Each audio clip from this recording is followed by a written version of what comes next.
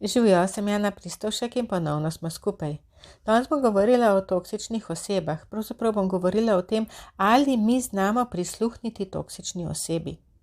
To je nek nov vidik, ker do zdaj smo mi vedno bili obrnjeni na to, zakaj se toksična oseba tako obnaša do nas. Zakaj nam toksična oseba ne prisluhne. Zakaj toksična oseba ni prijazna z nami. Zakaj toksična oseba ne dela drugače. Zakaj partner, mož, fant, mama, oče, delodajalec, sodelavec, prijatelj, kdorkoli z nami ravna tako, da nas boli. Zakaj? Zakaj se ne spremeni? In mi hočemo, da se druga oseba spremeni, da ravna drugače. Ampak ali mi znamo prisluhniti drugi osebi? A mi znamo prisluhniti toksični osebi? In zdaj se lahko vprašamo, zakaj mi nekaj zahtevamo od drugih ljudi, če tega ne delamo sami. Kaj pomeni prisluhniti drugi osebi? Prisluhniti drugi osebi pomeni, da jo slišimo, da jo vidimo, da jo začutimo in da sprejmemo to, kar dela, da sprejmemo takšno, kakršna je. Torej, kaj se dogaja s toksično osebo? Ali jo mi sprejmemo? Ne sprejmemo jo, zato ker nas boli. Toksična oseba se imenuje toksična zaradi tega, ker ne deluje dobro na okolico, ne deluje dobro na nas, ne deluje dobro na otroke. Naj bo to partner, partnerka, mož, žena, mama, oče, prijatelj, sodelavec, nadrejeni, kdorkoli. To so osebe, ki druge osebe ranijo. In je razlika, ali imamo mi to osebo doma, ali jo imamo v službi, ali je znanec, ali je prijatelj. Ker od določenih ljudi se mi lahko ločimo lažje, od določenih pa bistveno težje. Praktično se ne moramo ločiti od svojih staršev. Težje se ločimo od svojega partnerja in težko je, če imamo odrasle osebe, odrasle otroke, ki delujejo toksično. Ampak, kaj mi naredimo? Mi hočemo to osebo spremeniti. Točno tako, kot se ta oseba izživlja nad nami, mi na različne načine hočemo to osebo spremeniti.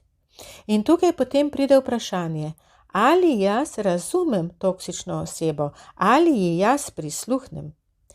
Poglejmo v partnerstvu, kaj se dogaja v partnerstvu. Žena, partnerka, hoče določen način obnašanja v družini oziroma v razmerju. Hočem, da me slišiš, da me imaš rad, da si pozoren, da se razumeva, da mi prisluhneš, da mi poveš na prijazen način, da me vprašaš, kako sem, da poslušaš, ko ti želim povedati, kako mi je težko, kako mi je hudo, kaj me veseli, kam bi rada šla in da mi ugodiš. To bi mi na grobo radi. In želimo, da nas druga oseba sliši.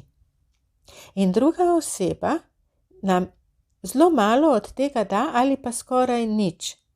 Recimo, da mu je več ali manj indiferentna, da je partnerju, možu bolj ali manj vseeno za nas in on hoče, da mi ravnamo tako, da bo njemu dobro. Se pravi, pusti me na miru, nehaj me gnjaviti, ne bom šel s tabo, koliko si zoprna, da izhujšaj,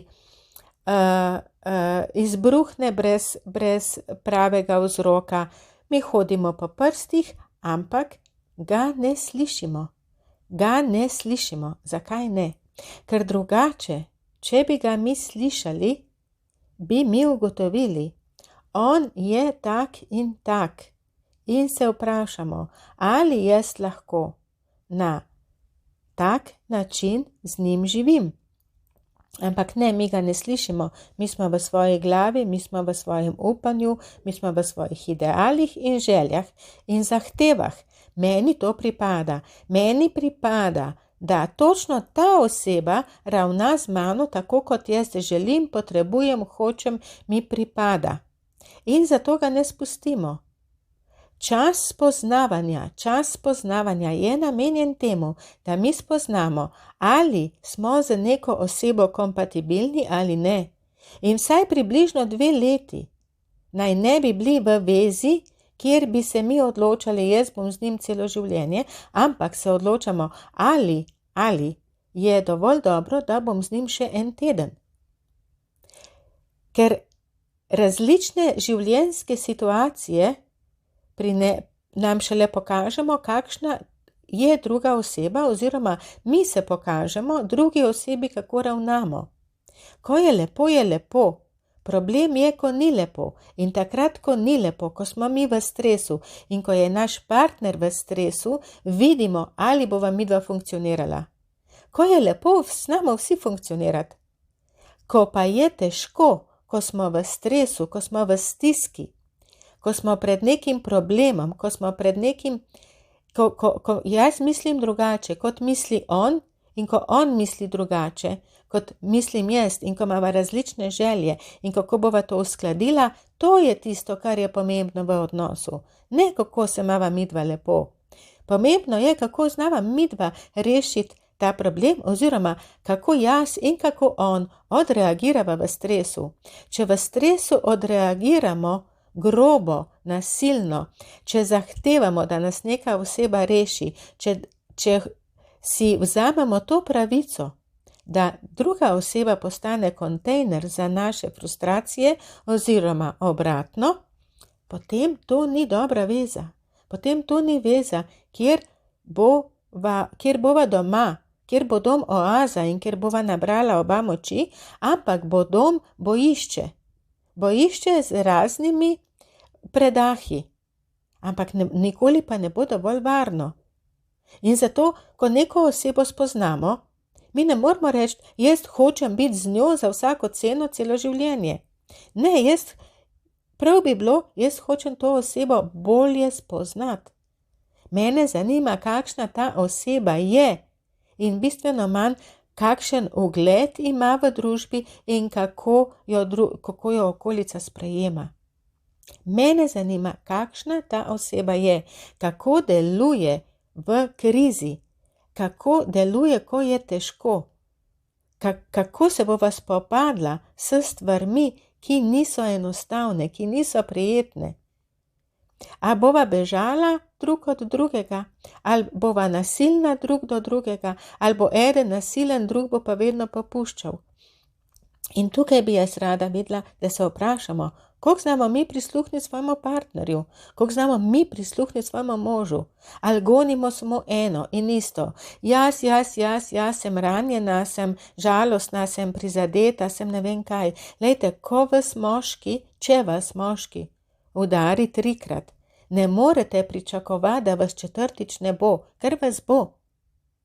Če je nekdo grob, če je nekdo nasilen, potem bo nasilen ves čas. Če je danes nasilen, lahko samo verbalno, če vas danes ponižuje, vas bo jutri spet. Ljudje se ne spreminjamo, ampak mi to težko sprejmemo. Zato, ker hočemo. Mi hočemo. Ne glede na to, koliko smo mi ranjeni, koliko smo mi nežni, koliko smo mi dobri, mi hočemo. Jaz hočem, da ta oseba postane drugačna. In ga ne spustimo. Ne spustimo ga. Utihnemo, počakamo, da vihar mine in potem začnemo znova in znova. Jaz hočem, da si ti tak, jaz hočem, da si ti drugačen. Lahko verbalno, lahko neverbalno. Lahko upamo, lahko sanjamo, lahko hodimo od enega do drugega, kličemo vedeževalce, kupujemo zapestnice in čarobne napitke. Ampak jaz hočem, problem je, ker je v jaz hočem. In ne obstaja možnost, ne nočem živeti na tak način. In tukaj potem pride do začaranega kroga. Druga oseba je takšna, kakršna je. In če meni ne odgovarja, moram biti jaz dovolj poštena s sabo in si povedati, Jaz drugo osebo slišim. Jo slišim in jo vidim. In druga oseba ima določene vrednote, ima določene lastnosti, ima določen način ravnanja, ki meni ne ustreza. In jaz imam pravico iti stran. In jaz bom šla stran in bom nehala spreminjati drugo osebo. Ampak v nas je en kup drugih občutij, ki so v nezavednem, s katerimi se mi nočemo ukvarjati. In to je uspeh. Ni mi uspelo. Ponovno bom sama. Kje bom dobila še kakšnega? Vse moje prijateljice so že mamice, jaz še nisem. Jaz nujno rabim moža, zato da bom imela moškega, zato da bom imela z njim otroka. Jaz nisem dovolj vredna, če mi je propadla že 3. veza. Jaz sem zdaj povedala ene par floskul. Še vse kaj drugega je v nas v nezavednem. Ampak, a mi znamo prisluhniti sebi? Ne, večinoma si ne prisluhnemo. Znamo pa spreminjati drugega. Mi mu ne prisluhnemo, ampak mi ga spreminjamo. In tako smo neprestano v vojnah, v bitkah, potem postanemo močne ženske, potem povemo, kaj si želimo, česa ne dopustimo, imamo še več pravil in tako se samo še bolj in bolj in bolj in bolj zapletamo z ljudmi, ki niso primerni. In smo sam še bolj in bolj in bolj ranjeni. In se čudimo, zakaj se meni dogaja taka krivica. Zato, ker rinemo v to. Ampak, ko bom pa jaz nehala riniti v to in se bom vprašala, čakaj Maljana, kaj bi ti v življenju rada, kaj je v tebi? Osredotoči se nase in daj sebi najprej pomiri, poišči svoj notranji mir, pomiri se, ustavi glavo, nehaj študirati in komplicirati, kdo vse je toksična oseba. Pejt ven iz drame. A pa mislite, da je to enostavno? Ne, ni. Ko smo mi v drami, je zadnja stvar, kar jo mi hočemo slišati, da nam nekdo reče, pojdi ven iz drame. Ampak še manj se pa nam zdi primerno, da sami sebi rečemo, Jana, pejdi ven iz drame. In tako se mi zapletamo, dnevi tečejo, leta tečejo in naenkrat je 10 let, naenkrat je 15 let, tukaj sta 2 otroka in je vse težje in vse težje. Ni tako črno, kakor zgleda zdajle, ker sem jaz povedala. Ampak ene korake je treba narediti drugače. In prvi začetek je, da se mi obrnemo vase. Obrnite se vase, nič ne boste še zgubili, nič. Partner bo še vedno tam. Ampak najprej spoznajte sebe. To ni izguba časa. Spoznavanje sebe ni izguba časa, ampak je pot k lažjemu in lepšemu življenju. In to jaz želim, da ljudje naredijo na nek spontan, lahkoten, naraven način svojim tempom. Zato imam spletno stran, kjer je veliko napisano o tem. Imam video posnetke, kjer sem veliko povedala o tem. Napisala sem 2 knjigi, 8 moških, zakaj pa ne, in čarobni odnos. Imam delavnice, individualne tretmaje. Preberite, poiščite informacije, če ne zmorete sami. Poiščite pomoč tam in pri tistemu, ki mu zaupate. Ampak naredite prve korake. Prvi koraki morajo biti varni, zato da si boste upali. In zato sem jaz zelo zaščitniška do ljudi, s katerimi delam. Zelo zaščitniška sem do žensk, ki jih imam v skupini. In zato ne dovolim primerjanja in da ena drugo popravljajo. Absolutno ne. Zato, ker se ukvarjamo s sabo. In zato, ker je ta skupina morda prva dobra izkušnja zaupanja, varnosti, ko se človek čez določen čas razkrije in pokaže svojo ranljivost. In ko si upamo pokazati ranljivost, ko si upamo biti ranljivi, pomeni, da smo v sebi zgradili že veliko notranje moči. Imejte se radi, ni vse tako črno, kar je slišati bilo v tem videu. Ni bil moj namen, da vas spravim še bolj v neko slabo razpoloženje, ampak preprosto na nas je, katero pot bomo izbrali. Mi smo tisti, ki delamo korake. In kar si jaz želim, je to, da delamo korake v pravo smer, pa tudi, če včasih pademo, tudi, če včasih podvomimo. Imejte se radi in kmalu se spet slišimo. Pridite me malo pogledat na mojo novo spletno stran slišana.si. Čau, čau.